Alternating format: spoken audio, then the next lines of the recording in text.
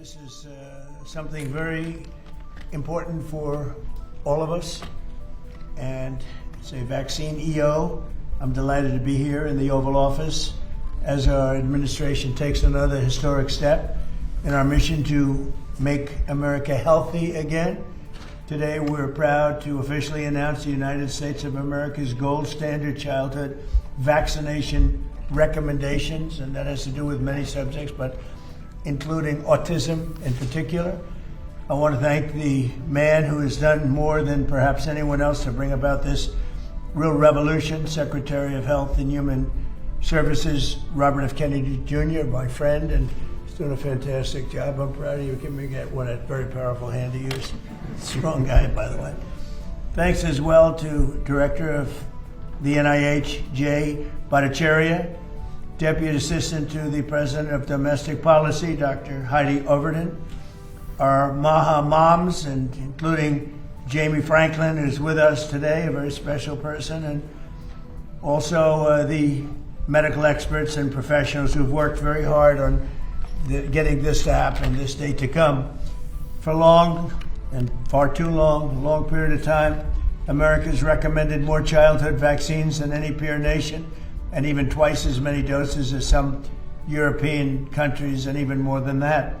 In many cases, we were requiring 72 jabs for our beautiful, healthy, lovely, delicate little children, including giving the hepatitis B shot to infants and newborns on top of many other vaccinations. The hepatitis B shouldn't be given until they're 14 or 15 years old. They were given early. Effective immediately, my administration is recognizing gold standard childhood vaccine recommendations for only 11 core vaccinations against the most serious and dangerous diseases, along with the MMR, which hopefully will be split up. You have the MMR, we want it in 3 separate vaccinations given at separate times. Together, there could be a possibility they're quite lethal, and separately, it looks like they are not at all lethal, but just very effective. So the MMR, we want to have separate visits, separate times. The vaccine being broken into 3 separate single doses, and vaccines being administered in separate visits. For example, at 1 year, you should have 5 separate visits for vaccines rather than getting them all in the same day. And I saw this early on, and I've seen proof of it, where they have a vaccination thing, looks like the size of a bottle of soda, poured into a little child's body, and bad things happen in too many cases, because this is an explosion, this is an epidemic. So at year 1, you should have 5 separate visits for vaccines rather than giving them all in the same day. Very importantly, vaccinations for hepatitis B, COVID-19, and influenza, among others, are no longer recommended for all children.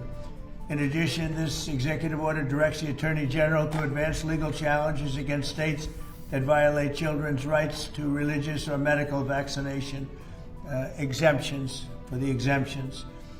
Other countries with high vaccination rates without mandates for school. So what we do is, you have other countries have very high vaccination rates, and they have not had, and they don't have, without mandates for school. Parents can still choose to give their children all of the vaccinations if they wish.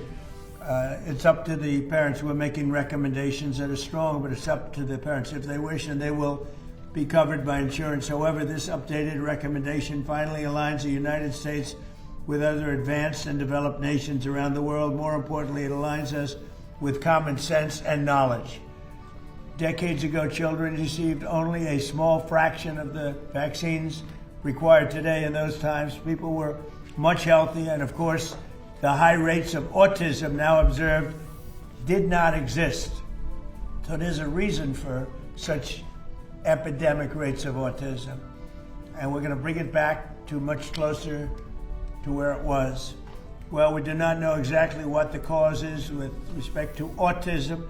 It is essential to our research efforts that we have the very best vaccine recommendations in the entire world. So we're reducing them. We're changing it to visits over a period of a year and a half, so they get 20% of what they would have gotten in one big shot. a big shot like the size of a large glass of something. This announcement is a major victory for parents' rights, for religious and constitutional rights, and for the gold standard science, and we will continue to do the research and update the recommendations as we learn more. And I think you're going to see some amazing results, breaking it up. It's not only that you're doing fewer vaccines or jabs, as they say, but you're doing them in a series of visits to the doctor, much smaller amounts.